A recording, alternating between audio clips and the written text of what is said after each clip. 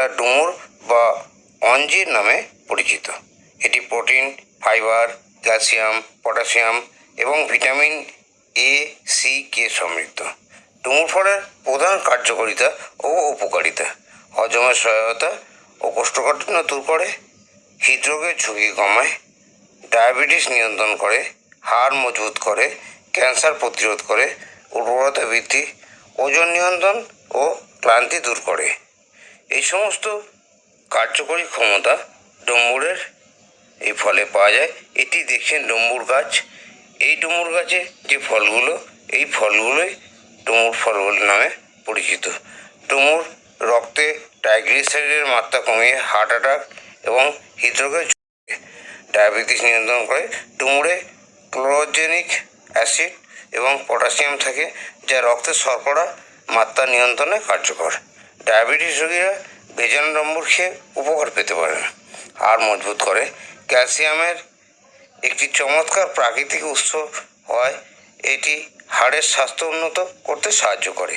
Cancer প্রতিরোধ: এতে প্রচুর পরিমাণে অ্যান্টিঅক্সিডেন্ট থাকায় যা শরীরের ক্রনিক প্রদাহ ও ক্যান্সারের ঝুঁকি কমাতে সাহায্য করে।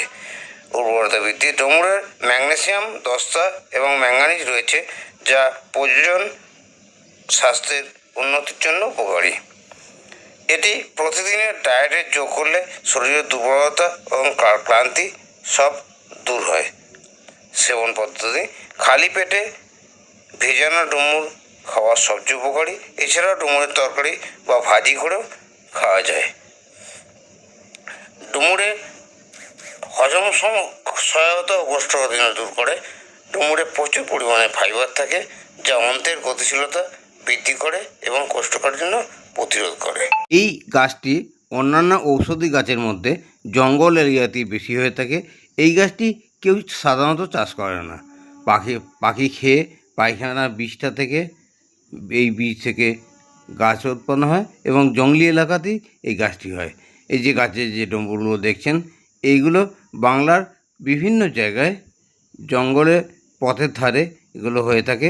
তাই এগুলোকে নষ্ট না করে যদি আমরা কাজে লাগাই, যে গুণাগুলি সম্বন্ধে আলোচনা করলাম, সবটাই আমরা উপকারে আসতে পারি।